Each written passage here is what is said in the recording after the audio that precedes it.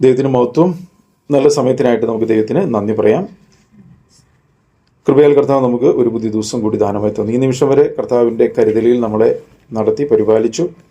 ദൈവഹിതത്തിൻ്റെ പൂർണ്ണതയിലേക്ക് ദൈവവചനത്തിൻ്റെ അനുസരണത്തിൽ കൂടി ദൈവത്തിൻ്റെ പരിശുദ്ധാത്മാവ് ദൈവമക്കളെ വഴി നടത്തുന്ന ഈ കാലയളവിൽ വചനത്തിലേക്ക് ഉറ്റുനോക്കിക്കൊണ്ട് ദൈവവചനം പറയുന്ന പോലെ ഭക്ഷണത്തിനുള്ള വിശപ്പല്ല, വെള്ളത്തിനുള്ള ദാഹവുമല്ല, എൻ്റെ വചനത്തിനോട് വലിയ ദാഹത്തെ കർത്താവ് വായിക്കുകയും അത് നമുക്ക് ഓരോരുത്തർക്കും ഉണ്ടാകുവാനും ദൈവവചനാനുസരണത്തിൽ കൂടി ദൈവീയ ജീവൻ്റെ സമൃദ്ധി പ്രാപിക്കുവാനും കർത്താവ് പറഞ്ഞല്ലോ, ഞാൻ നിങ്ങൾക്ക് ജീവൻ നൽകാനും സമൃദ്ധിയായ ജീവൻ നൽകാനും നിത്യജീവൻ നൽകാനാണ് വന്നത്. അപ്പോൾ ഒരു വ്യക്തിക്ക് ജീവൻ്റെ സമൃദ്ധി വേണമെന്ന് ആഗ്രഹിക്കുന്നുണ്ടെങ്കിൽ അത് ദൈവവചനത്തിൻ്റെ അനുസരണത്തിൽ കൂടി മാത്രമാണ് അത് ലഭിക്കുന്നത്. ജീവൻ്റെ സമൃദ്ധിയാണ് ഒരു വ്യക്തിയെ നിത്യജീവന് ഓഹരിക്കാരനാക്കുന്നത്. അപ്പോൾ അത് വ്യക്തിപരമായിട്ടുള്ളൊരു ആഗ്രഹമാണ്. കർത്താവിൻ്റെ വാഗ്ദത്ത വചനം നമുക്കുള്ളത് കൊണ്ട് ഭക്ഷണത്തിനുള്ള വിശപ്പല്ലെന്നും വെള്ളത്തിനുള്ള ദാഹമല്ല, എൻ്റെ വചനത്തിനോട് വലിയ ദാഹത്തെ അയക്കും എന്നുള്ളത് കർത്താവിൻ്റെ വാഗ്ദത്ത വചനമാകിയാൽ ഒരു വ്യക്തി അതിനായിട്ട് ആഗ്രഹിച്ചാൽ കർത്താവിൻ്റെ പരിശുദ്ധാത്മാവിനെ ധാരാളമായി പകരും. ദൈവവചനം പറഞ്ഞ ആഗ്രഹിക്കുന്ന ആത്മാക്കളെ ദൈവം തൃപ്തിപ്പെടുത്തുന്നു. അവൻ ആത്മാവിനെ അളവ് കൂടാതെയല്ലോ പകരുന്നത്. അതുകൊണ്ട് നമ്മൾ ഹൃദയത്തിൽ ആ ഒരു ആഗ്രഹമാണ് ഈ നാളുകളിൽ വരേണ്ടത്. കാരണം കർത്താവിൻ്റെ വരവ് ഏറ്റവും അടുത്തിരിക്കുന്ന ഒരു സമയത്തിലാണ് നമ്മൾ ജീവിക്കുന്നത്. കാരണം കർത്താവ് ഏത് സമയത്തും വരാം. നമ്മൾ വിശ്വസിച്ചതിനേക്കാൾ രക്ഷ നമ്മളോട് അധികം അടുത്തിരിക്കുന്നു. ആർക്കും പ്രവർത്തിച്ചു കൂടാത്ത രാത്രി വരുന്നു എന്നൊക്കെ പറഞ്ഞാൽ അതിനർത്ഥം എന്ന് പറയുന്നത് ഇപ്പോൾ നമുക്ക് ദൈവവചനത്തെ അനുസരിച്ച് പ്രവർത്തിച്ച് ജീവൻ പ്രാപിച്ച് തേജസ് പ്രാപിച്ച് വിശുദ്ധിയുടെ പൂർണ്ണതയിലേക്ക് വളരാനായിട്ടുള്ള അവസരമാണ്. എന്നാൽ ഇത് കഴിഞ്ഞിട്ട് ബുദ്ധിയില്ലാത്ത കന്യമാരെ പോലെ അവസാനം ഓടിപ്പോയിട്ടൊന്നും ഇത് പ്രാപിക്കാനായിട്ട് പറ്റത്തില്ല. അതുകൊണ്ട് ഇത് ദുഷ്കാലമാണ്. സമയം തക്കത്തിൽ വിനിയോഗിക്കണം. അതാണ് ദൈവിക ജ്ഞാനം എന്ന് പറയുന്നത്. അപ്പോൾ കർത്താവ് വരുമ്പോൾ ഒരു ചെറിയ ശേഷിപ്പാണ് ഉള്ളത് നമുക്കറിയാം. അപ്പോൾ ദൈവത്തിനെ കേൾക്കുന്ന ഓരോ വ്യക്തികളുടെ ഉത്തരവാദിത്വം എന്ന് പറയുന്നത് ആ ശേഷിപ്പിൽ തന്നെ ആയിരിക്കണം. ആ ശേഷിപ്പ് ചെറിയൊരു കൂട്ടമാണെന്ന് കർത്താവിൻ്റെ വചനത്തിൽ നമ്മൾ ഓർമ്മപ്പെടുന്നുകൊണ്ട്, ചെറിയ ആട്ടിൻകൂട്ടമേ അഥവാ മണവാട്ടി സഭ കൃപയാൽ ഒരു ശേഷിപ്പ് എന്നൊക്കെ പറയുന്നതിന് അർത്ഥം എന്ന് പറയുന്നത് ഈ കാലഘട്ടങ്ങളിലുള്ള ഒരു ചെറിയ കൂട്ടത്തെക്കുറിച്ചാണ് ഈ പറയുന്നത്. അപ്പോൾ നമ്മുടെ ഒരു ഉത്തരവാദിത്തമാണ് അതിൽ തന്നെ ആയിരിക്കണം. അതിന് മാറിപ്പോകാനായിട്ടുള്ള പലവിധമായിട്ടുള്ള സാഹചര്യങ്ങളൊക്കെ പിശാച് ഒരുക്കുമ്പോൾ അതിലൊന്നും പെട്ടുപോകാതെ എപ്പോഴും ദൈവരാജ്യത്തിനകത്ത് തന്നെ ആയിരിക്കാനായിട്ട് നമ്മൾ അതിന് വലിയൊരു ആഗ്രഹം ഉണ്ടാകണം. കാരണം ഈ നാളുകളിൽ അനേകരുടെ വിശ്വാസം തണുത്തു പോകുമെന്നൊക്കെ ദൈവവചനം പറയുന്നുണ്ട്. അപ്പോൾ നമ്മുടെ ഉത്തരവാദിത്തമാണ് ഉത്സാഹത്തിൽ മടുപ്പില്ലാതെ ആത്മാവിൽ എരിവുള്ളവരായി കർത്താവിനെ സേവിക്കുന്നതിൽ വർദ്ധിച്ചു വരണം. അത് ദൈവവചനം നമ്മളെ ഓർമ്മപ്പെടുത്തുന്ന ഒരു കാര്യമാണ്. അപ്പോൾ ഇന്ന് നമുക്ക് ചിന്തിക്കാനായിട്ട് സംഖ്യാപുസ്തകം 15-ാം അധ്യായം, സംഖ്യാപുസ്തകം അതിൻ്റെ 15-ാം അധ്യായത്തിൻ്റെ 39-ാം വാക്യം നമുക്ക് പ്രാരംഭമായിട്ടൊന്ന് വായിക്കാം.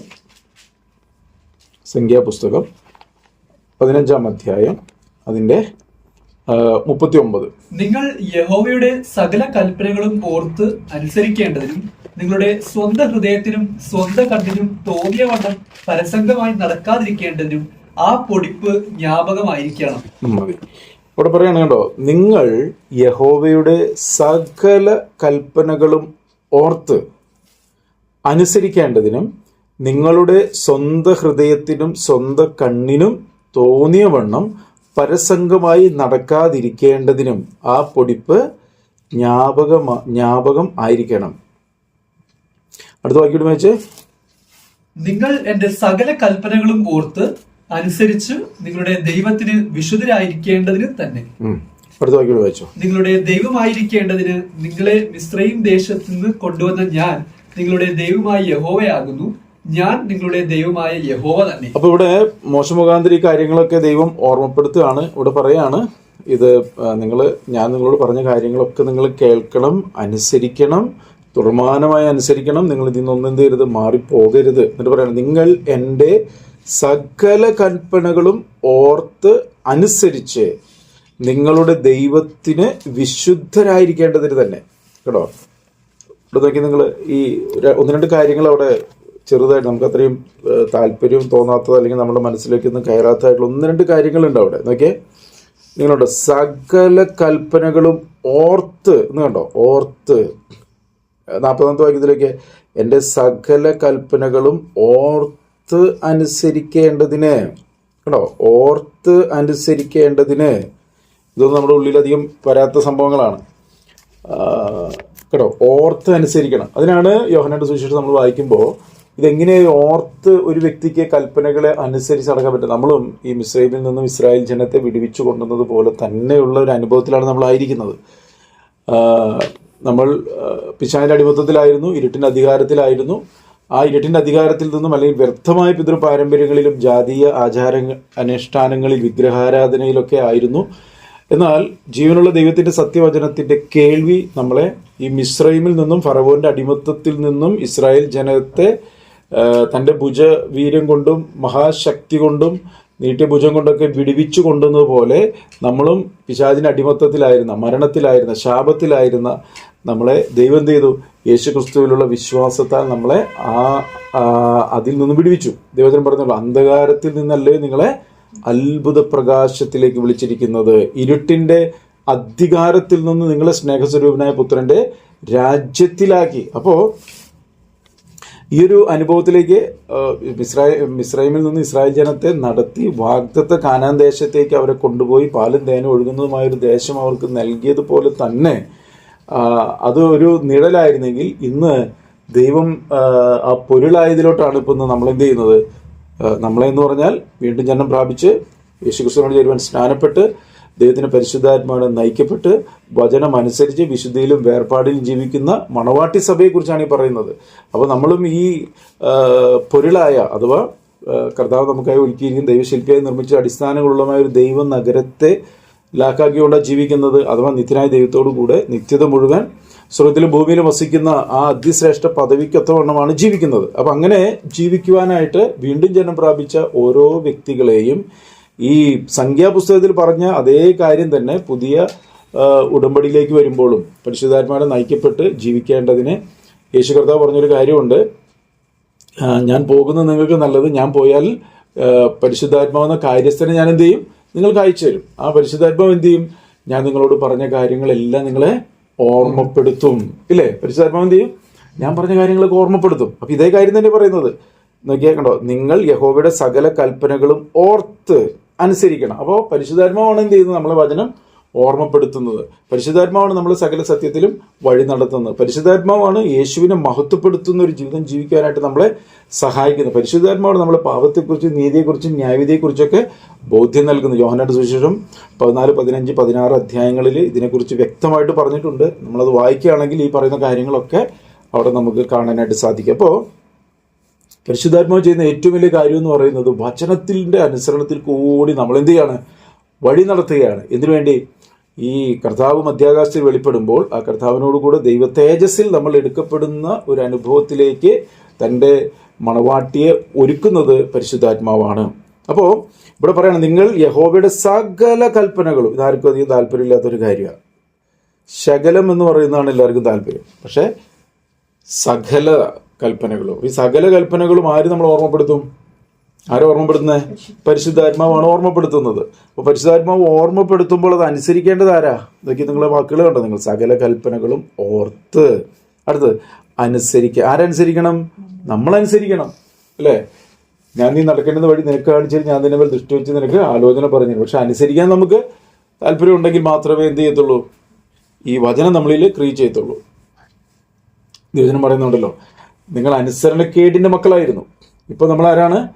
നമ്മൾ അനുസരണത്തിന്റെ മക്കളാണ്. അനുസരണക്കേടിൽ നിന്നും അനുസരണത്തിലേക്ക് ദൈവത്തിന്റെ പരിശുദ്ധാത്മാവ് നമ്മൾ എന്ത് ചെയ്യാണ്? നടത്തുകയാണ് ചെയ്യുന്നത്.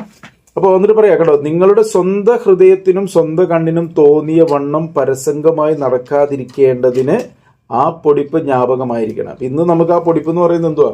ഇന്ന് ദൈവത്തിന്റെ മാറ്റമില്ലാത്ത വചനമാണ്. മനസ്സിലായോ? അപ്പോൾ ഇന്ന് നമ്മൾ ദൈവത്തിന്റെ വചനം എന്ത് ചെയ്യണം? രാപ്പകൽ ധ്യാനിക്കണം, ദൈവത്തിന്റെ വചനം വായിക്കണം. അപ്പൊ ഈ പരിശുദ്ധാത്മാവിന് ഈ കൽപ്പനകളെ ഓർമ്മപ്പെടുത്തണമെങ്കിൽ നമ്മൾ എന്ത് ചെയ്യണം? വചനം രാപ്പകൽ ധ്യാനിക്കണം. അതുകൊണ്ടാണ് ഇത് എപ്പോഴും വായിക്കണം, വചനം വായിക്കണം, പിന്നെയും വായിക്കണം, പിന്നെയും വായിക്കണം, തുർമാനമായി വായിക്കണം എന്ന് വായിക്കുകയും കേൾക്കുകയും ഒക്കെ ചെയ്യുമ്പോൾ ആണ് ഒരു സാഹചര്യത്തിനടുവിൽ പരിശുദ്ധാത്മാവിന് ഏത് കൽപ്പന അനുസരിക്കണം എന്ന് നമ്മൾ ഓർമ്മപ്പെടുത്താൻ പറ്റത്തുള്ളൂ. അല്ലേ? യേശു കർത്താവ് പറയുന്നൊരു കാര്യമുണ്ടല്ലോ, കൽപ്പന കേട്ട് പ്രമാണിക്കണം. അല്ലേ? ഒരു ഭാഗത്ത് പറയുന്നില്ലേ, എൻ്റെ കൽപ്പന ലഭിച്ച് പ്രമാണിക്കുന്നവൻ ഭാഗ്യവാൻ. അപ്പൊ കൽപ്പന ലഭിക്കണമെങ്കിൽ കൽപ്പന എന്താണെന്ന് അറിയണം. അത് ലഭിക്കണമെങ്കിൽ പരിശുദ്ധാത്മാവിൽ നയിക്കപ്പെടണം, എന്നാലാണ് അത് ലഭിക്കത്തുള്ളൂ. അത് പ്രമാണിക്കണമെങ്കിൽ ദൈവകൃപയിൽ ആശ്രയിക്കണം. അത് പ്രമാണിച്ചാൽ മാത്രമേ ഒരു വ്യക്തിക്ക് എന്തുണ്ടാകത്തുള്ളൂ? ജീവൻ ഉണ്ടാകത്തുള്ളൂ. അപ്പോൾ നമ്മളൊരു പക്ഷേ ചിന്തിക്കും, ഇത് പഴയ ഉടമ്പടി പുസ്തകത്തിൽ പറഞ്ഞ കാര്യമല്ലേ, ഇതിപ്പോൾ നമ്മൾ എന്തിനാ അത് ഇത്ര ആക്കുന്ന? കാര്യം പലരും പറയുന്നുണ്ടല്ലോ, പഴയതൊക്കെ കീറി കളയണം എന്നൊക്കെ പറയുന്ന കാലഘട്ടത്തിലാണല്ലോ നമ്മൾ ജീവിക്കുന്നത്. എന്നാൽ നമുക്ക് പുതിയ നിയമത്തിലേക്ക് ഒന്ന് വരാം. മത്തായിയുടെ സുവിശേഷം 28-ാം അധ്യായത്തിലേക്ക് ഒന്ന് വന്നട്ടെ. 28 അതിൻ്റെ 18 തൊട്ട് നമുക്ക് വായിക്കാം. മത്തായി 28-18 തൊട്ട്. യേശു അടുത്തു ചെന്ന്, സ്വർഗത്തിലും ഭൂമിയിലും സകല അധികാരവും എനിക്ക് നൽകപ്പെട്ടിരിക്കുന്നു.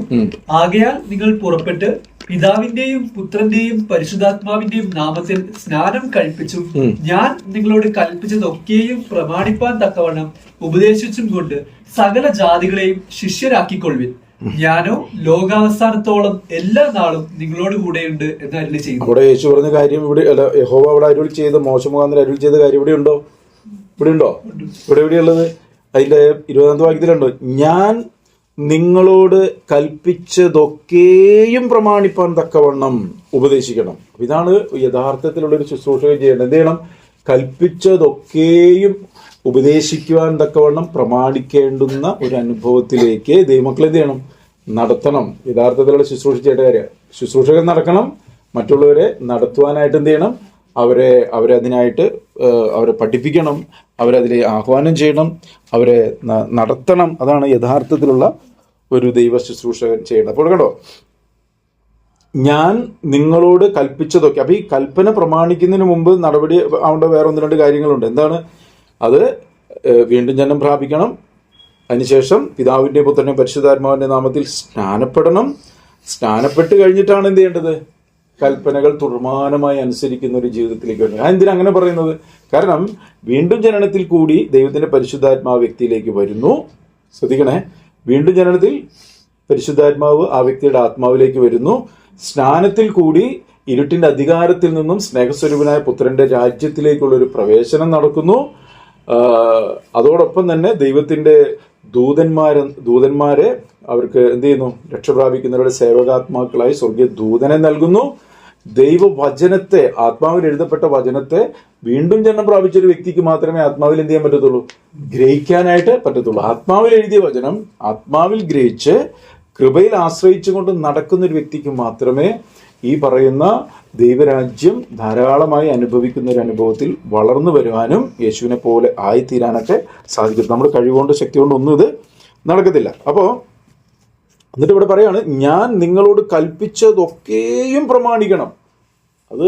അതിനാണ് എന്ത് ചെയ്യേണ്ടത്? നമ്മൾ സ്ട്രെസ് ചെയ്ത് അണ്ടർലൈൻ ചെയ്ത് എല്ലാം പ്രമാണിക്കണം. നമുക്ക് ഇഷ്ടമുള്ള എന്തെങ്കിലും കുറച്ച് വചനങ്ങൾ അനുസരിച്ചുകൊണ്ടോ എന്തെങ്കിലും കുറെ കാര്യങ്ങൾ ചെയ്തുകൊണ്ടൊന്നും ഒരു വ്യക്തി എന്താവത്തില്ല? ദൈവം ആഗ്രഹിക്കുന്ന ആ ഒരു പക്വതയിലേക്കും പൂർണ്ണതയിലേക്കും വരത്തില്ല. അതുകൊണ്ടാണ് യേശു കർത്താവ് എപ്പോഴും നമ്മൾ മനസ്സിലാക്കാൻ വേണ്ടിയിട്ടാണ് യേശു പറയുന്നത്, ഞാൻ എല്ലായ്പ്പോഴും അവൻ്റെ ഇഷ്ടം ചെയ്യുന്നു. കേട്ടോ, വല്ലപ്പോഴും ചെയ്യുന്നതാണോ പറയുന്നത്? അല്ല, എല്ലായ്പ്പോഴും അവൻ്റെ ഇഷ്ടം ചെയ്യുന്നു. ആ ഒരു അനുഭവത്തിലേക്ക് നമ്മൾ വരണമെങ്കിൽ നമ്മൾ എന്ത് ചെയ്യണം? മനസ്സ് പുതുക്കണം. മനസ്സ് പുതുക്കുന്ന ഒരു വ്യക്തിക്ക് മാത്രമേ ഈ പറയുന്ന ഒരു അനുഭവത്തിലേക്ക് എന്ത് ചെയ്യാൻ പറ്റത്തുള്ളൂ? കയറി വരാനായിട്ട് പറ്റത്തുള്ളൂ. അതുകൊണ്ടാണ് തിരികെ നമുക്ക് സംഖ്യാപുസ്തകത്തിലേക്ക് പോകുമ്പോൾ പറയണോ, നിങ്ങൾ യഹോവയുടെ സകല കൽപ്പനകളും ഓർത്ത് അനുസരിക്കേണ്ടതിനും. അപ്പൊ ഈ അനുസരിക്കാതിരിക്കുവാനായിട്ട് തടസ്സം നിൽക്കുന്ന സംഭവം എന്താ? നിങ്ങളുടെ സ്വന്തം ഹൃദയം, സ്വന്തം കണ്ണ്. കേട്ടോ, നിങ്ങളുടെ സ്വന്തം ഹൃദയത്തിനും സ്വന്തം കണ്ണിനും തോന്നിയ വണ്ണം പരസംഗമായി നടക്കരുത്. സ്വന്തം കണ്ണ് എന്ന് പറഞ്ഞാൽ എന്താ അർത്ഥം? ഈ കണ്ണാണ് പലപ്പോഴും ദൈവവചനത്തിൽ നിന്ന് മാറ്റിക്കൊണ്ടുപോകാനായിട്ട് പ്രേരിപ്പിക്കുന്നത്. മനസ്സിലായോ? സ്വന്തം ഹൃദയം, അതാണ് ഹൃദയം എന്ന് പറയുന്നതിനാണ് ജഡം എന്ന് പറയുന്നത്. നമ്മളുടെ മനസ്സ്, നമ്മുടെ ഹൃദയത്തിൽ എന്തുണ്ട്? പാപത്തിന്റെ പ്രമാണങ്ങളുണ്ട്, ലോകത്തിന്റെ മോഹങ്ങളുണ്ട്. ആ ലോകത്തിന്റെ മോഹങ്ങളിലേക്ക് ഒരു വ്യക്തിയെ വശീകരിക്കുന്നത് അവന്റെ കണ്ണാണ്. അപ്പോൾ കാഴ്ചകൾ പലപ്പോഴും എന്ത് ചെയ്യും? ഹൃദയത്തിൽ ഉള്ള പാപത്തിന്റെ പ്രമാണത്തെ അനുസരിക്കുവാൻ വേണ്ടി പ്രേരിപ്പിക്കും. മനസ്സിലായോ? എന്നാൽ ഇവിടെ പറയാണ്, നിങ്ങൾ നിങ്ങളുടെ സ്വന്തം ഹൃദയത്തിനും സ്വന്തം കണ്ണിനും തോന്നിയ വണ്ണം പരസംഗം. അപ്പോൾ പരസംഗം എന്ന് പറഞ്ഞു കഴിഞ്ഞാൽ ദൈവവചനത്തിൽ നിന്നും മാറി സഞ്ചരിക്കുന്ന എല്ലാം ഒന്ന് പരസംഗമാണ്. കാരണം ദൈവം, യേശു കർത്താവ് നമ്മളെ, ഞാൻ നിങ്ങളെ ക്രിസ്തു എന്ന ഏക പുരുഷന് നിർമ്മല കന്യകയായി വിവാഹ നിശ്ചയം ചെയ്തിരിക്കുന്നു. അപ്പോൾ ഒരുവന് വേണ്ടി ദൈവം നമ്മളെ വേർതിരിച്ചിരിക്കുകയാണ്. അതിൽ നിന്നും മാറി നമ്മൾ വേറൊരു ഇതിലേക്ക് പോയി കഴിഞ്ഞാൽ, അല്ലെങ്കിൽ ലോകമോഹത്തിലേക്ക്, ജഡത്തിന്റെ മോഹങ്ങളിലേക്കൊക്കെ പോയി കഴിഞ്ഞാൽ അത് ഒരു പരസംഗം ചെയ്യുന്നതിന് തുല്യമായിട്ടാണ് എന്ത് ചെയ്യുന്നത്, ദൈവവചനം ഓർമ്മപ്പെടുത്തുന്നത്. അപ്പം നമ്മളെപ്പോഴും ഈ ഒരു ബോധ്യത്തിൽ ക്രിസ്തുവിനോടുള്ള നിർമ്മലതയും ഏകാഗ്രതയും വിട്ട് നമ്മൾ ഹൃദയം ഒരിക്കലും വഷളായി പോകാൻ ഇടവരരുത്. അതുകൊണ്ടാണ് എടുത്തു പറയുന്നത് സ്വന്തം ഹൃദയത്തിന് സ്വന്തം കണ്ണിന്. ഈ ഹൃദയം എന്ന് പറയുന്നത് നമ്മൾ വിചാരിക്കുന്ന പോലെ അത്ര നിസ്സാരമായിട്ടുള്ളൊരു ആളല്ല, ഭയങ്കര പ്രശ്നക്കാരനാണ് അല്ലേ. നമ്മൾ ഇരമ്യാ പ്രവാചനം 17:9 വായിച്ച ഹൃദയത്തിന്റെ പ്രശ്നം എന്താണെന്ന് നമുക്കറിയാം. ഇരമ്യാവ് 17:9. സ്വന്തം ഹൃദയത്തിൽ ഇപ്പോൾ നടന്നെന്ത് കുഴപ്പമെന്ന് ആരെങ്കിലും ചിന്തിക്കുന്നുണ്ടെങ്കിൽ എനിക്കങ്ങനെ പ്രശ്നം തോന്നുന്നില്ല ബ്രദറെ, എൻ്റെ ഹൃദയമൊക്കെ വളരെ നല്ലതാണ് എന്ന് ആരെങ്കിലും ചിന്തിക്കുന്നുണ്ടെങ്കിൽ ബുക്ക് ഓഫ് ജെറമിയ 17:9. ഹൃദയം എല്ലാറ്റിനേക്കാളും കപടവും വിഷമവും ഉള്ളത്, അത് ആരാനറിയുന്നവൻ ആർ? യഹോവയായ ഞാൻ ഹൃദയത്തെ ശോധന ചെയ്ത് അന്തരംഗങ്ങളെ പരീക്ഷിച്ച് ഓരോരുത്തര് അവനവന്റെ നടപ്പിനും പ്രവൃത്തിയുടെ ഫലത്തിനും തക്കവണ്ണം കൊടുക്കുന്നു. അപ്പൊ നോക്കിയാ ഇവിടെ കണ്ടോ, ഹൃദയം എല്ലാറ്റിനേക്കാട്ടിലും കപടം, അടുത്തത് വിഷമം ഉള്ളതാണ്. അത് ആരാഞ്ഞറിയുന്നത്, ആർക്കും അറിയാൻ പറ്റത്തില്ല. ആ വ്യക്തിക്ക് പോലും എന്ത് ചെയ്യാൻ പറ്റത്തില്ല, നമ്മുടെ ഹൃദയത്തെ നമുക്ക് പോലും എന്ത് ചെയ്യത്തില്ല, അറിയാൻ പറ്റത്തില്ല. അപ്പൊ ഇവിടെയാണ് ഒരു വ്യക്തി തന്നെ ദൈവകാര്യങ്ങളിലേക്ക് സമർപ്പിക്കുമ്പോൾ ഈ ഹൃദയത്തെ അറിയണമെങ്കിൽ വെളിച്ചം വരണം അകത്തോട്ട്. വെളിച്ചം വന്ന് വെളിച്ചത്തിൽ നടക്കുമ്പോഴാണ് ഹൃദയത്തിൽ എന്തുമാത്രം മലിനതകൾ ഉണ്ടെന്ന് ഒരു വ്യക്തിക്ക് കാണാനായിട്ട് വചനത്തിൽ കൂടി കാണാൻ സാധിക്കുന്നത്. കാണുമ്പോൾ അത് സാരമില്ലെന്ന് പറഞ്ഞ് തൂത്തുകളയല്ല, അതിനെന്ത് ചെയ്യണം, ഏറ്റുപറയണം, ഉപേക്ഷിക്കണം, അതിനെ ശാസിച്ച് അകറ്റണം. അതിനെ നിയന്ത്രിക്കുന്ന പല ശക്തികളും എവിടെ ഇരിപ്പുണ്ട്, നമ്മുടെ അൺകോൺഷ്യസ് സബ് കോൺഷ്യസ് മൈൻഡിലും ന്യൂറോൺസിൽ ഇരിപ്പുണ്ട്. മനസ്സിലായോ? നമ്മുടെ പഴയ പാപപ്രമാണങ്ങൾ, തലമുറയായി വന്നിരിക്കുന്ന സംഭവങ്ങൾ, അത് DNA-യിലും ജീനിലും ഒക്കെ കിടപ്പുണ്ട്.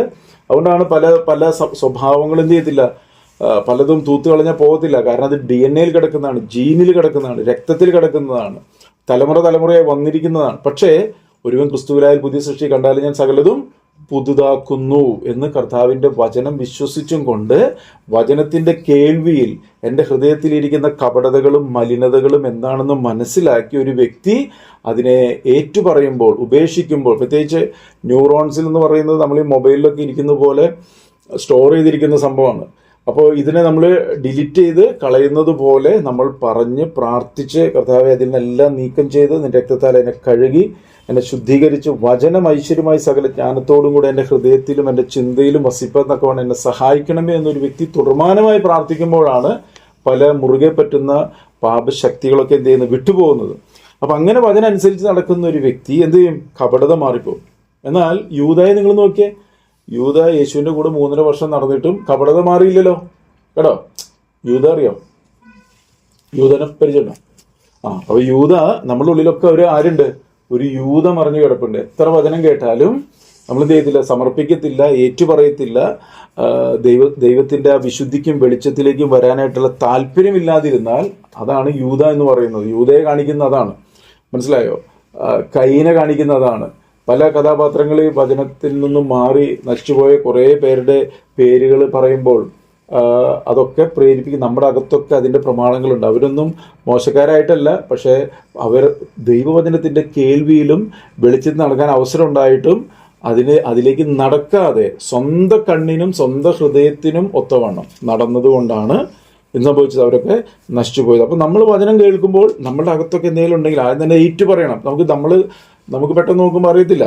അതുകൊണ്ടാണ് പറഞ്ഞത് ഹൃദയം എല്ലാറ്റിനെക്കാട്ടിലും കപടവും വിഷമമുള്ളൂ. നമുക്ക് പെട്ടെന്ന് നമ്മൾ ആരാഞ്ഞ കുഴപ്പമൊന്നുമില്ലോ, ഞാൻ വളരെ കറക്റ്റാണല്ലോ എന്നൊക്കെ തോന്നും. പക്ഷേ വചനം കേൾക്കുമ്പോൾ നമ്മൾ അകത്ത് എന്ന് പറയണം, കർത്താവേ എൻ്റെ അകത്തുള്ള കപടതകൾ, എൻ്റെ അകത്തുള്ള മലിനതകൾ, കർത്താവേ നിൻ്റെ വെളിച്ചത്തിലും നിൻ്റെ വിശുദ്ധിയിലും നിൻ്റെ തേജസ്സിലും മുന്നോട്ട് പോകാൻ തടസ്സം നിൽക്കുന്ന എല്ലാ അകൃത്യങ്ങൾ, മറിഞ്ഞു കിടക്കുന്നത്, തലമുറയെ വന്നിരിക്കുന്നത് എല്ലാം ഞാൻ ഏറ്റുപറയുന്ന കർത്താവേ, നിൻ്റെ രക്തത്താൽ എന്നെ കഴുകണമേ. എൻ്റെ ന്യൂറോൺസിൽ മറിഞ്ഞു കിടക്കുന്ന ദൈവ തേജസ്സിന് തടസ്സം നിൽക്കുന്ന എല്ലാം അവിടെ നിന്നെല്ലാം എടുത്തു മാറ്റണം. ഞാനതിനെ യേശുക്രിസ്തുവിൻ്റെ നാമത്തിൽ ശാസിക്കുന്നു എന്ന് ഒരു വ്യക്തി പ്രാർത്ഥിക്കുമ്പോൾ പരിശുദ്ധാത്മാവിടെ പരിവർത്തിക്കാനായിട്ട് തുടങ്ങും. എന്നിട്ട് ഇവിടെ പറയാ, ആരാഞ്ഞറിയുന്നവനാര്? അപ്പൊ നമുക്ക് അറിയത്തില്ല. യഹോവയായ ഞാൻ ഹൃദയത്തെ ശോധന ചെയ്ത്, കേട്ടോ, ദൈവം നമ്മുടെ ഹൃദയത്തെ ശോധന, എന്നിട്ട് പറയാം അന്തരംഗങ്ങളെ പരീക്ഷിച്ച്, കണ്ടോ. അപ്പൊ ഹൃദയം അടുത്ത അന്തരംഗമാണ്. ഓരോരുത്തൻ അവനവന്റെ നടപ്പിനും പ്രവൃത്തിയുടെ ഫലത്തിനും തക്കവണ്ണം പ്രതിഫലം കൊടുക്കുന്നു. അപ്പോൾ അതാണ് വചനം പറയത്തല്ലോ, അന്തർഭാഗത്തെ സത്യമല്ലോ നീ ഇച്ഛിക്കുന്നത്, അന്തരംഗത്തിൽ എന്നെ ജ്ഞാനം ഗ്രഹിപ്പിക്കണമേ എന്ന് ദാവീദ് പ്രാർത്ഥിച്ചില്ലേ? കേട്ടോ, അന്തർഭാഗത്തിലെ സത്യം. ഇത് നമുക്ക് പെട്ടെന്ന് പിടികിട്ടുന്ന ഒരു കാര്യമല്ല. പക്ഷെ വചനം കേൾക്കുമ്പോൾ വിശുദ്ധിയിൽ നടക്കാൻ ആഗ്രഹിക്കുന്ന ഒരു വ്യക്തി അപ്പോൾ തന്നെ എന്ത് ചെയ്യും? അകത്ത് പ്രാർത്ഥിക്കും, കർത്താവ് എന്നെ വിശുദ്ധിയിൽ നടത്തണം, കർത്താവ് എന്നെ മറിഞ്ഞ കുറവുകൾ നീക്കണം. കാരണം അതൊരു ഹൃദയപൂർവ്വമുള്ളൊരു പ്രാർത്ഥനയാണെങ്കിൽ പരിശുദ്ധാത്മാവ് അതാ നോക്കുന്നത്. വചനം പറഞ്ഞിട്ടുണ്ടല്ലോ, തങ്ങൾ ഏകാഗ്ര ചിത്തന്മാരായിരിക്കുന്നവർക്ക് വേണ്ടി തന്നെത്താൻ ബലവാനെന്ന് കാണിക്കുവാൻ യഹോവയുടെ കണ്ണ് ഭൂമിയിലെങ്ങും ഊടാടി സഞ്ചരിക്കുന്നത്. 2 ദിനവൃത്താന്തം 16:9. അപ്പോൾ നമ്മൾ വചനം കേൾക്കുമ്പോൾ തന്നെ അറിയാം, കർത്താവിന് അറിയാം, യഹോവയായി ഞാൻ ഹൃദയത്തെ ശോധന എന്ന് പറഞ്ഞ ഒരു കേൾക്കുമ്പോൾ തന്നെ പരിശുദ്ധാത്മാവിന് അറിയാം ഒരു വ്യക്തിക്ക് ആ വചനത്തിൽ നടക്കാൻ ആഗ്രഹമുണ്ടോ. അപ്പോൾ നമ്മളെല്ലാവരും ഇങ്ങനെ വചനം കേട്ട് അനുസരിച്ച് നടക്കുന്ന കൂട്ടത്തിലായിരിക്കണം. ഇല്ലാന്നുണ്ടെങ്കിൽ ഈ ഹൃദയത്തിൻ്റെ കപടതയിൽപ്പെട്ട് നശിച്ചു പോകാനായിട്ടുള്ള സാധ്യതയുണ്ട്. നമ്മൾ നാശത്തിലേക്ക് പോകുന്നവരുടെ കൂട്ടത്തിലല്ല, വിശ്വസിച്ച് വചനം അനുസരിച്ച് ജീവരക്ഷ പ്രാപിക്കുന്നവരുടെ കൂട്ടത്തിൽ അത്രേ ആകുന്നു എന്ന് ദൈവജനം പറയുന്നുണ്ടല്ലോ. അപ്പോൾ ഇവിടെ പറയാ സംഖ്യാപുസ്തകത്തിൽ, നിങ്ങളുടെ സ്വന്തം ഹൃദയത്തിനും സ്വന്തം കണ്ണിനും തോന്നിയ വണ്ണം പരസംഗമായി നടക്കാതിരിക്കേണ്ടതിന് പൊടിപ്പ് ജ്ഞാപകമായി. എന്നിട്ട് പറയാം, നിങ്ങൾ എൻ്റെ സകല കൽപ്പനകളും ഓർത്തനുസരിച്ച്. രണ്ടാമത് പറയാണ്, 2 വാക്യത്തിൽ 2 പ്രാവശ്യം പറയാണ്, നിങ്ങൾ എൻ്റെ സകല കൽപ്പനകളും ഓർത്ത് അനുസരിച്ച്. ആമേൻ. കണ്ടോ, അപ്പോൾ കൽപ്പനകൾ എന്ത് ചെയ്യണം? ഓർത്ത്. അപ്പോൾ ഒരു സാഹചര്യം വരുമ്പോൾ എന്ത് ചെയ്യണം? കർത്താവേ പരിശുദ്ധാത്മാവേ നീ എന്നെ ഓർമ്മപ്പെടുത്തണമേ എന്ന് പ്രാർത്ഥിക്കണം, അല്ലേ? നമ്മളൊരു സാഹചര്യം വരുമ്പോൾ നമ്മൾക്ക് തോന്നിയ പോലെ സംസാരിക്കുകയല്ല ചെയ്യേണ്ടത്. അതുകൊണ്ടാണ് കേൾപ്പാൻ വേഗത, സംസാരിപ്പാൻ സാവധാനം, കോപത്തിന് താമസമുള്ളവരായിട്ട് നമ്മൾ മാറണമെന്ന് പറഞ്ഞു. കാരണം കോപമാണ് ആദ്യം എന്ത് ചെയ്യുക ഒരു വ്യക്തിയെ നിയന്ത്രിക്കുക. മനസ്സിലായില്ലേ? എന്നാൽ ഇവിടെ പറയാം, ഓർത്ത് എന്ന് പറയുമ്പോൾ പരിശുദ്ധാത്മാവ് ഞാൻ എന്താ ചെയ്യേണ്ടത്, ഈ സാഹചര്യത്തിൽ ഞാൻ എന്താ പറയേണ്ടത്, എന്താ പ്രവർത്തിക്കേണ്ടത് എന്ന് ഒരു വ്യക്തി ഹൃദയത്തിൽ പ്രാർത്ഥിക്കുകയും കർത്താവേ നിന്റെ കൃപ എൻ്റെ മേൽ പകരണം. ഇത് തുർമാനമായിട്ട് ഒരു വ്യക്തിക്ക് ഉണ്ടാവേണ്ട ഒരു ആഗ്രഹം. അത് ഒരു ദിവസം ഉണ്ടാവേണ്ട കാര്യമില്ല. ഇത് തുർമാനമായിട്ട് ഉണ്ടാകുമ്പോഴാണ് ഒരു വ്യക്തി ക്രിസ്തുവിൽ വളർന്നു വരാനും അവൻ്റെ അകത്തുള്ള ജഡിക സ്വഭാവങ്ങൾ നീങ്ങിപ്പോയി ദൈവ തേജസ്സിനാൽ നിറയപ്പെടുന്ന വ്യക്തിത്വങ്ങളായിട്ട് തീരുന്നത്. ഓർത്ത് അനുസരിച്ച് നിങ്ങളുടെ ദൈവത്തിന് വിശുദ്ധരായിരിക്കേണ്ടതിന്. കേട്ടോ, നോക്കി എന്ത് കൃത്യമായിട്ട് പറയാം. നിങ്ങളുടെ ദൈവത്തിന് വിശുദ്ധരായിരിക്കാൻ ഒരു വ്യക്തി ആഗ്രഹിക്കുന്നുണ്ടെങ്കിൽ അത് ചുമ്മാ ആവത്തില്ല. സകല കൽപ്പനകളും ഓർത്ത് പ്രമാണിച്ച് നടന്നെങ്കിലേ നിങ്ങളുടെ ദൈവത്തിന് നമ്മൾ വിശുദ്ധരാകത്തുള്ളൂ. കണ്ടോ, അപ്പോൾ ദൈവത്തിന് വിശുദ്ധരായിരിക്കണം. ദൈവത്തിന് വിശുദ്ധരായില്ലെങ്കിൽ എന്നാ കുഴപ്പം? ദൈവത്തിന് വിശുദ്ധരായില്ലെങ്കിൽ നമ്മൾ എടുക്കപ്പെടത്തില്ല. വിശുദ്ധരല്ലാതെ ആരും കർത്താവിന്റെ സന്നിധിയിൽ എന്ത് ചെയ്യത്തില്ല, നിൽക്കാൻ പറ്റത്തില്ല. അവൻ വിശുദ്ധനാണ്. ഞാൻ വിശുദ്ധനാകിയാൽ നിങ്ങളെ തന്നെ വിശുദ്ധീകരിച്ച് വിശുദ്ധരായിരിക്കും. വിശുദ്ധി കൂടാതെ ആരും കർത്താവിനെ കാണത്തില്ല. അപ്പോൾ കൽപ്പനകൾ ഓർത്ത് അനുസരിച്ച് പ്രമാണിച്ച് നടന്നെങ്കിൽ മാത്രമേ നമ്മൾ ദൈവത്തിന് വിശുദ്ധരാകത്തുള്ളൂ. തുടർന്ന് പറയാം, നിങ്ങളുടെ ദൈവമായിരിക്കേണ്ടതിന് നിങ്ങൾ എൻ്റെ സകല കൽപ്പനകളും ഓർത്ത് അനുസരിച്ച് നിങ്ങളുടെ ദൈവത്തിന് വിശുദ്ധരായിരിക്കേണ്ടതിന് തന്നെ. നിങ്ങളുടെ ദൈവമായിരിക്കേണ്ടതിന് നിങ്ങളെ മിസ്രയീം ദേശത്തു നിന്ന് കൊണ്ടുവന്ന ഞാൻ നിങ്ങളുടെ ദൈവമായ യഹോവയാകുന്നു. ഞാൻ നിങ്ങളുടെ ദൈവമായ യഹോവ തന്നെ. കണ്ടോ, 2 പ്രാവശ്യം ഒരു കാര്യം പിന്നെയും റിപ്പീറ്റ് ചെയ്ത് പറയുന്നുണ്ടെങ്കിൽ അത് അത്രയും കാര്യമുള്ള കാര്യമായതുകൊണ്ടാണ്, അല്ലേ? അത്രയും കാര്യമായതുകൊണ്ടാണ് പിന്നെയും പറയുന്നത്. കണ്ടോ, ഞാൻ നിങ്ങളെ അവിടുന്ന് കൊണ്ടുവന്ന ദൈവമാണ്. ഞാൻ നിങ്ങളെ അവിടുന്ന് നീട്ടിയ ഭുജം കൊണ്ടും ശക്തി കൊണ്ടൊക്കെ നിങ്ങളെ വിടുവിച്ചു കൊണ്ടെങ്കിൽ ചുമ്മാ നിങ്ങളെ വഴിയിലിട്ട് കളയാൻ വേണ്ടിയിട്ടല്ല. എനിക്ക് നിങ്ങളെക്കുറിച്ച് വലിയ ഉദ്ദേശങ്ങളുണ്ട്. അത് ഒരു ദൈവവേദൽ മനസ്സിലാക്കുമ്പോഴാണ് എന്ത് സംഭവിക്കുന്നത്? ആ ദൈവഹിതത്തിനൊത്തവണ്ണം വളർന്നു വരാനായിട്ട് പറ്റുന്നത്. അതുപോലെ തന്നെ നമുക്ക് ഉൽപ്പത്തി പുസ്തകം 26-ാം അധ്യായത്തിൻ്റെ 4-ാം വാക്യം, 26:4 ഉൽപ്പത്തി. എല്ലായിടത്തും ഈ കാര്യം പറയുന്നുണ്ടെന്നുള്ളത് നമുക്ക് കാണാം. 26-ാം അധ്യായത്തിന്റെ 4-ാം വാക്യം. അബ്രഹാം എന്റെ വാക്ക് കേട്ട് എന്റെ നിയോഗവും കൽപ്പനകളും ചട്ടങ്ങളും പ്രമാണങ്ങളും ആചരിച്ചത് കൊണ്ട് ഞാൻ നിന്റെ സന്തതിയെ ആകാശത്തിലെ നക്ഷത്രങ്ങളെ പോലെ വർദ്ധിപ്പിച്ച് നിന്റെ സന്തതിക്ക് ഈ ദേശമൊക്കെയും കൊടുക്കും.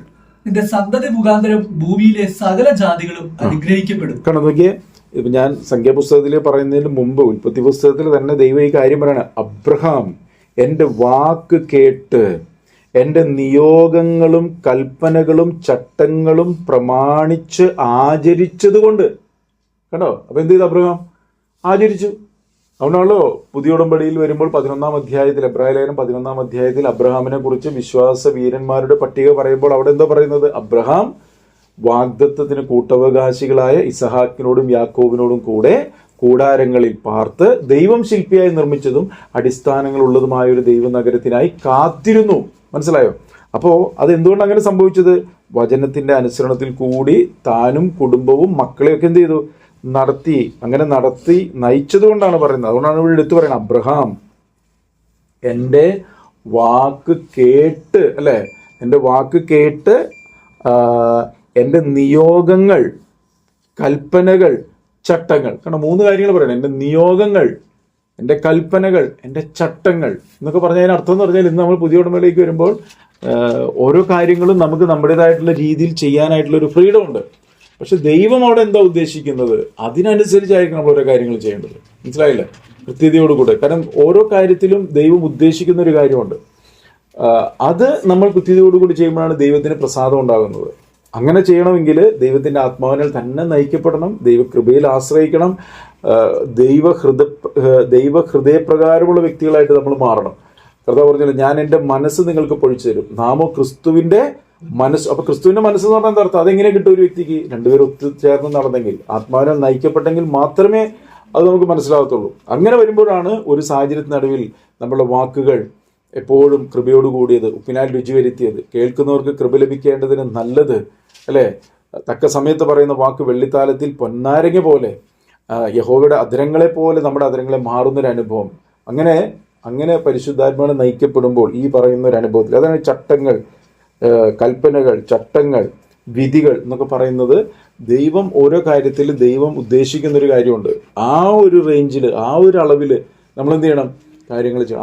അത് കൂടെ നടന്നു പഠിക്കുന്ന ഒരു കാര്യമാണ്. ഒരു ദിവസം കൊണ്ടല്ല നടക്കുന്നത്. കർത്താവിനോട് ചേർന്ന് നടക്കുമ്പോഴാണ്. പലപ്പോഴും തെറ്റിപ്പോകുമ്പോൾ നമുക്ക് മനസ്സിലായി കഴിയുമ്പോൾ പിന്നെ ഒരു സാഹചര്യം വരുമ്പോൾ ദൈവത്തിന് പരിശുദ്ധാത്മ ഓർമ്മപ്പെടുത്തുമ്പോൾ നമ്മൾ പഴയ കാര്യം ഓർത്ത് അതിന് ആ ശൈലി മാറി ദൈവം എന്താ ആഗ്രഹിക്കുന്നോ ആ ഒരു തലത്തിൽ കാര്യങ്ങൾ ചെയ്യും. ഇങ്ങനെയാണ് എന്ത് ചെയ്യുന്നത്?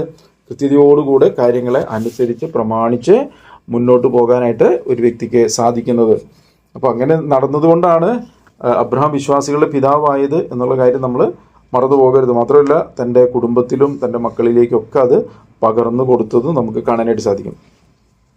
പുറപ്പാട് 15:26. ഇപ്പോൾ ഉൽപ്പത്തി കഴിഞ്ഞ് അടുത്ത പുറപ്പാട് പുസ്തകത്തിലോട്ട് പോയാലും ഈ 25-ാം അധ്യായത്തിൻ്റെ 15:26 നിന്റെ ദൈവമായ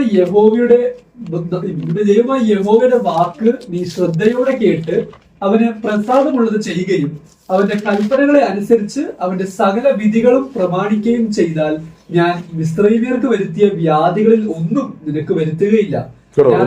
നിന്റെ ദൈവമായ യഹോവ ആകുന്നു എന്ന് അരുളിച്ചത്. നോക്കി ഇവിടെ കാണുന്നത്, നിന്റെ ദൈവമായ യഹോവയുടെ വാക്ക് കേട്ട് എന്നാണോ എഴുതിക്കണേ? നിന്റെ ദൈവമായ യഹോവയുടെ വാക്ക് കേട്ടെന്നാണോ? എന്തിനാ അങ്ങനെ എഴുതിക്കണേ? അപ്പൊ കേൾക്കുന്നതും ശ്രദ്ധയോടെ കേൾക്കുന്നതും രണ്ടു വ്യത്യാസമുണ്ട്. കേൾക്കുന്നതും ശ്രദ്ധയോടെ കേൾക്കുന്നതും തമ്മിൽ വ്യത്യാസമുണ്ട്. മനസ്സിലായി? നമ്മൾ കേൾക്കുന്നുണ്ട്, പക്ഷെ ശ്രദ്ധ പലപ്പോഴും പലയിടത്തേക്ക് മാറിപ്പോകാം. നമ്മളിവിടെ ഇരിക്കുമ്പോൾ തന്നെ നമ്മുടെ മനസ്സ് പല സ്ഥലങ്ങളിലേക്കൊക്കെ പോയി ഇങ്ങനെ വട്ടം കറങ്ങിക്കൊണ്ടിരിക്കാം. ശ്രദ്ധയോടെ കേൾക്കുന്ന ഒരു അനുഭവം, അതാണ് ഇവിടെ പറയുന്നത്. നിന്റെ ദൈവമായ യഹോവയുടെ വാക്ക് നീ ശ്രദ്ധയോടെ കേട്ട് അവന് പ്രസാദമുള്ളത്. അവ ശ്രദ്ധയോടെ കേട്ടെങ്കിലേ പ്രസാദമുള്ളത് ചെയ്യാനായിട്ട് പറ്റത്തുള്ളൂ. കേട്ടതുകൊണ്ട് മാത്രം കറക്റ്റായിട്ട് ചെയ്യാനായിട്ട് പറ്റത്തില്ല. അതുകൊണ്ട് യഹോവ ഒരു വട്ടം അരുളി ചെയ്തു, ഞാൻ 2 വട്ടം കേട്ടു. അതാണ് ഈ ശ്രദ്ധയോടെ, അത്രയും ശ്രദ്ധയോടുകൂടെ ഓരോ വചനവും അത്രയും ശ്രദ്ധയോടുകൂടെ, അത്രയും മൂല്യമുണ്ട്. നമ്മൾ ഈ വചനത്തിൽ നിന്നും പലപ്പോഴും മൂല്യം കൊടുക്കുന്നില്ല. പക്ഷെ നമ്മളൊരു കാര്യം മനസ്സിലാക്കണം, സകല ജരാചരത്തിന്റെ ഉടയവനും സകലത്തിന്റെ സൃഷ്ടാവായ ദൈവം ആകാശത്തെ, ഭൂമിയെ, കോടിക്കണക്കിന് നക്ഷത്രങ്ങളെ, സൂര്യനെ, സൗരയൂഥത്തൊക്കെ സൃഷ്ടിച്ച് ഇത്രയും ബലീവനായ ദൈവം നമ്മളോട് അരുളിയ കാര്യങ്ങളാണ് ഈ വചനം എന്ന് പറയുന്നത്. മനസ്സിലായി? ഇത് സ്വർഗത്തിൽ സ്ഥിരമായിരിക്കുന്നതാണ്. അപ്പം ഇതിനെന്തോളം മൂല്യം കൊടുക്കുന്നുണ്ട് നമ്മൾ. അപ്പോൾ ഇതിനോളം പ്രാധാന്യമുള്ള ഒന്നും ഈ ലോകത്തില്ല. ഈ വചനത്തിന്റെ അനുസരണത്തോളം മൂല്യമുള്ള മറ്റൊരു അനുസരണവും ഇല്ല. മനസ്സിലായോ? ഈ വചനത്തിന്റെ അനുസരണത്തിലാണ് ഏറ്റവും മൂല്യം കൊടുക്കേണ്ടത്. കാരണം ഇത് അരുളി ചെയ്തിരിക്കുന്നത് സകലത്തിന്റെ ഉടയവനായ ദൈവമാണ്.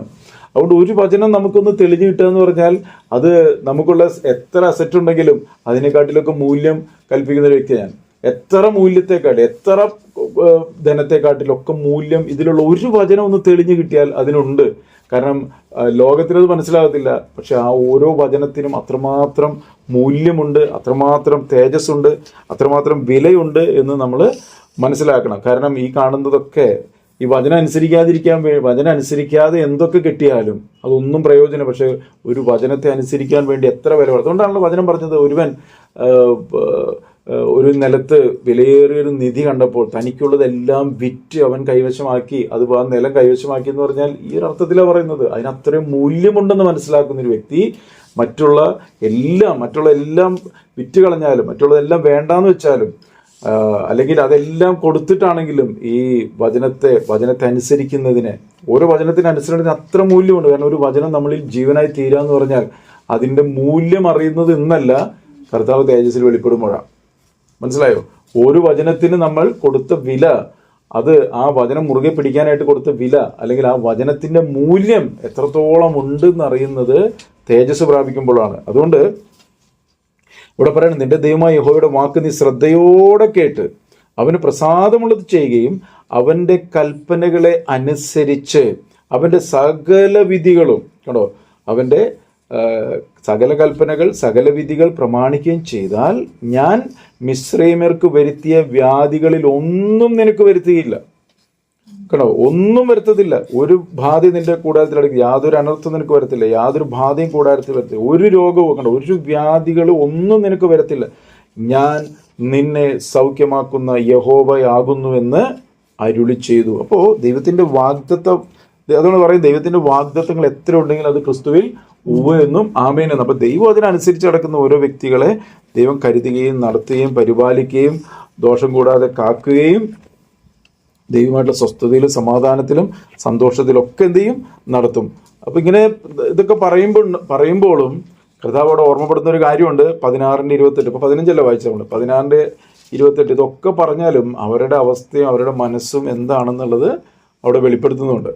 അപ്പോൾ യഹോവ മോശയോട്, എന്റെ കൽപ്പനകളും ന്യായപ്രമാണങ്ങളും പ്രമാണിപ്പാൻ നിങ്ങൾക്ക് എത്രത്തോളം മനസ്സില്ലാതിരിക്കുന്നു. എത്ര പറഞ്ഞാലും ഇവിടെ പറയാണ്, അപ്പോൾ യഹോവ മോശയോട്, എന്റെ കൽപ്പനകളും ന്യായപ്രമാണങ്ങളും പ്രമാണിപ്പാൻ നിങ്ങൾക്ക് എത്രത്തോളം മനസ്സില്ലാതിരിക്കും. ഇത് കേട്ടതുകൊണ്ട് കാര്യമില്ല, കേട്ടിട്ട് എന്തില്ല, മനസ്സില്ല. കേൾക്കാത്തതല്ല പ്രശ്നം, കേട്ട് അനുസരിക്കാനായിട്ട് മനസ്സില്ല. മനസ്സുണ്ടാകണം. മനസ്സ് പുതുക്കിയെങ്കിൽ മാത്രമേ ഇത് കേട്ടനുസരിച്ച്. അത് കേൾക്കാത്തത് കൊണ്ടല്ല, നമ്മൾ ധാരാളമായി കേൾക്കുന്നുണ്ട്, പക്ഷെ മനസ്സ് പുതുക്കി അനുസരിച്ച് മുന്നോട്ട് പോകാനുള്ള ഒരു താല്പര്യമില്ലാത്തൊരവസ്ഥ, അതാണ് മനുഷ്യൻ്റെ ഏറ്റവും വലിയ പ്രശ്നമെന്ന് പറയുന്നത്. മനസ്സിലാവുന്നത്. അപ്പോൾ നമ്മൾ കേട്ടെന്ത് ചെയ്യണം, അനുസരിച്ച് നമ്മൾ മുന്നോട്ട് പോകണം. കേട്ടനുസരിക്കാതിരിക്കുന്ന ഹൃദയമല്ല നമുക്ക് വേണ്ടത്, കേട്ട് അനുസരിക്കുന്ന വ്യക്തിത്വങ്ങളായി. 18 അതേ പുസ്തകം 18-ാം അധ്യായത്തിൻ്റെ 20-ാം വാക്യം വായിക്കുമ്പോൾ, അവർക്ക് കൽപ്പനകളും പ്രമാണങ്ങളും ഉപദേശിക്കുകയും നടക്കേണ്ടുന്ന വഴിയും ചെയ്യേണ്ടുന്ന പ്രവൃത്തിയും അവരെ അറിയിക്കുകയും ചെയ്യുക. കണ്ടോ, മനസ്സിലായില്ലേ? അപ്പൊ അവിടെ ഒരു കാര്യം ഭരമേൽപ്പിക്കുമ്പോൾ പറയുന്ന കാര്യമാണ്. കണ്ടോ, ഇവിടെ പറയാണ്, അവർക്ക് കൽപ്പനകളും പ്രമാണങ്ങളും ഉപദേശിക്കുകയും നടക്കേണ്ടുന്ന വഴിയും ചെയ്യേണ്ടുന്ന പ്രവൃത്തിയും അവരെ അറിയിക്കണം. എന്നിട്ടൊരു വാക്യം പറയാം, അതല്ലാതെ ദൈവഭക്തന്മാരും സത്യവാന്മാരും ദുരാദായം വെറുക്കുന്നവരുമായ പ്രാപ്തിയുള്ള പുരുഷന്മാരെ സകല ജനങ്ങളിൽ നിന്നും തിരഞ്ഞെടുക്കണം. കേട്ടോ, അപ്പൊ ഇതേ കാര്യമൊക്കെയാണ് നമ്മൾ തിമോത്തിയോസിന് എഴുതിയ ലേഖനം വായിക്കുമ്പോൾ ശുശ്രൂഷകന്മാരെ വിളിച്ച് പറയുമ്പോൾ അവിടെ പറയുന്നുണ്ട്, ദുരാദായം വെറുക്കുന്നവർ. മനസ്സിലാവുന്നുണ്ടോ? ഇവിടെ പറയുന്ന ഇതിന്റെ വേറൊരു വെർഷനാണ് അവിടെ പറയുന്നത്. കേട്ടോ, ഇവിടെ നോക്കിയാൽ ദുരാദായം വെറുക്കണം, അവർ സത്യവാന്മാരായിരിക്കണം, ദൈവഭക്തന്മാരായിരിക്കണം, കേട്ടോ, പ്രാപ്തിയുള്ള നല്ല വ്യക്തിത്വങ്ങളായിരിക്കണം. കേട്ടോ, അങ്ങനെയുള്ളവരെയാണ് തിരഞ്ഞെടുക്കേണ്ടത്. അപ്പൊ ശുശ്രൂഷകന്മാരെന്ന് പറയുന്നത് ദൈവത്തിന്റെ വേല ചെയ്യുന്ന ഓരോ വ്യക്തികൾക്കും ഉണ്ടായിരിക്കേണ്ട ക്വാളിറ്റീസ് ഉണ്ട്, അല്ലേ? തിമോത്തിയോസിന് എഴുതിയ ലേഖനത്തിൽ പറയുന്നതൊക്കെ പറയുന്നില്ല എന്ന് വേണമെങ്കിൽ നോക്കിയേ. 1 തിമോത്തി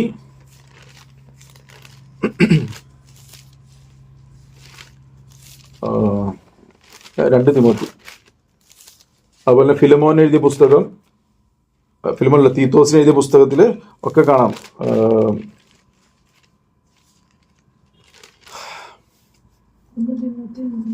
3-ാം അധ്യായം 1 തിമോത്തി 3, 3:1 മുഴുവൻ അതാ പറയുന്നത്. 2 തിമോത്തി 1 തിമോത്തി 3-ാം അധ്യായത്തിൽ പറയണം, ഒരുവൻ അധ്യക്ഷ സ്ഥാനം കാക്ഷിക്കുന്നുവെങ്കിൽ നല്ല വേല ആഗ്രഹിക്കുന്നു എന്നുള്ളത് വിശ്വാസ്യവും എന്നാൽ വിശ്വാസയോഗ്യമാകുന്നു. കണ്ടോ, എന്ന് നോക്കി ഇവിടെ കുറച്ച് കാര്യങ്ങൾ പറയുന്നത് നമുക്കൊന്ന് ചുമ്മാ ഒന്ന് കേട്ടുപോകാം.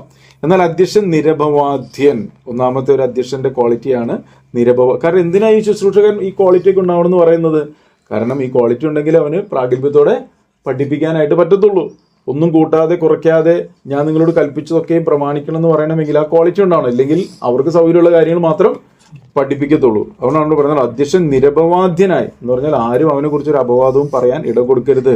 ഏക ഭാര്യയുടെ ഭർത്താവ്, അപ്പോൾ ഭാര്യ വേണം, ഏക ഭാര്യ. അടുത്തത് നിർമ്മതൻ, കണ്ടോ, ജിതേന്ദ്രിയൻ, ഇന്ദ്രിയജയമുള്ള കാര്യങ്ങളൊക്കെ സൗമ്യതയോടെ കൈകാര്യം ചെയ്യുന്ന സുശീലൻ എന്ന് പറഞ്ഞാൽ നല്ല സ്വഭാവമുള്ള, അതിഥിപ്രിയൻ എന്ന് പറഞ്ഞാൽ അതിഥികളെ സൽക്കരിക്കുവാൻ ഹൃദയമുള്ള, ഉപദേശിക്കാൻ സമർത്ഥൻ, കേട്ടോ, നന്നായിട്ട് ഉപദേശിക്കുന്ന ആയിരിക്കണം. മദ്യപ്രിയൻ, മദ്യത്തോട് താല്പര്യമുള്ള വ്യക്തി ആവരുത്.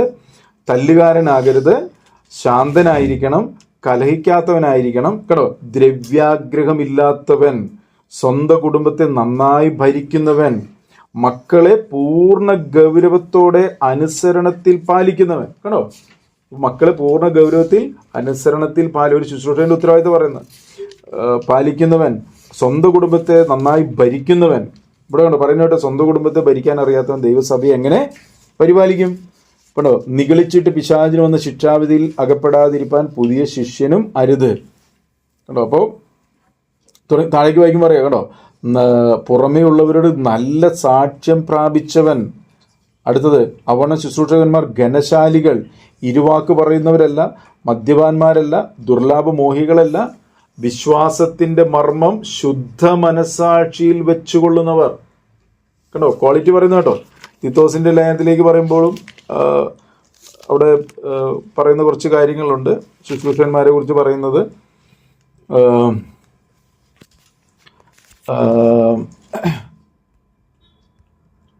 2-ാം അധ്യായത്തിന്റെ നോക്കൂ. പിന്നെ അതേ കാര്യം തന്നെ പറയാം തീത്തോസിന്റെ എഴുതില്ലേ, നീയോ പത്യോപദേശത്തിന് ചേരുന്ന പ്രസ്താവിക്കുക. താഴേക്ക് വായിക്കുമ്പോൾ പറയാണ്, അവണ്ണം യൗവനക്കാരും സുബോധമുള്ളവർ, ഉപദേശത്തിൽ നിർമ്മലത, ആക്ഷേപിച്ചുകൂടാത്ത പത്യവചനം ഉള്ളവരായിരിക്കണം. താഴെ തീത്തോസിന് അതിന്റെ 2:7 പറയണം, വിരോധി നമ്മെ കൊണ്ട് ഒരു തിന്മയും പറയുവാൻ വകയില്ലാതെ ലജ്ജിക്കേണ്ടതിന് സകലത്തിലും നിന്നെ തന്നെ സൽപ്രവർത്തികൾക്ക് മാതൃകയാക്കി കാണിക്കുക. അപ്പോൾ നമ്മളാണ് മാതൃക, നമ്മളെയാണ് കാണിക്കേണ്ടത്, അല്ലാതെ മറ്റുള്ളവരെയല്ല കാണിക്കേണ്ടത്. നമ്മളുടെ ജീവിതം യേശുവിനെ വെളിപ്പെടുത്തുന്നതായിരിക്കണം. എങ്ങനെ? സൽപ്രവൃത്തികളെ കൊണ്ട്. നമ്മുടെ വാക്കുകൾ, പ്രവൃത്തികൾ, ഇടപെടലുകളൊക്കെ ആ പറയുന്ന ഒരു അനുഭവത്തിൽ ആയിരിക്കണം. 1:7 വായിക്കണം, അധ്യക്ഷൻ ദൈവത്തിന്റെ ഗൃഹവിചാരകനായിരിക്കാൻ അനിന്യനായിരിക്കണം, തന്നിഷ്ടക്കാരനാകരുത്, കോപിയാകരുത്, കോപിക്കുന്നവൻ, മദ്യപ്രിയനാകരുത്, തല്ലുകാരനാകരുത്, ദുർലാഭമോഹിയരുത്. പിന്നെയും പറയണം, അതിഥിപ്രിയൻ, സൽഗുണപ്രിയൻ, സുബോധശീലൻ, നീതിമാൻ, നിർമ്മലൻ, ജിതേന്ദ്രിയൻ, പത്യോപദേശത്താൽ പ്രബോധിപ്പാനും വിരോധികൾക്ക് ബോധം വരുത്തുവാനും ശക്തരാകേണ്ടതിന് ഉപദേശപ്രകാരമുള്ള വിശ്വാസ്യ വചനം മുറുകെ പിടിക്കുന്നവരായിരിക്കണം. വൃഥാവാചാലകന്മാരും മനോവഞ്ചകന്മാരുമായി വഴങ്ങാത്തവരായ പലരുമുണ്ടല്ലോ, കേട്ടോ. അപ്പോൾ വൃഥാവാച എന്ന് പറഞ്ഞാൽ ചുമ്മാ കുറെ കാര്യങ്ങൾ പറയാം, കർണരസമാകുമാർ പ്രസംഗിച്ചുകൊണ്ട് നടക്കുന്ന ആളുകൾ, ഇങ്ങനെയൊക്കെയുള്ള ഒത്തിരി സംഭവങ്ങളുണ്ട്. എന്നാൽ ദൈവഹൃദയത്തിലെ ആഗ്രഹത്തെ ദൈവോട് ഓരോ സാഹചര്യം വെളിപ്പെടുത്തുകയാണ്. തൻ്റെ വചനം പ്രമാണിച്ച് അനുസരിച്ച് വിശുദ്ധിയിലും വേർപാടിലും ജീവിക്കുന്ന വ്യക്തികൾ.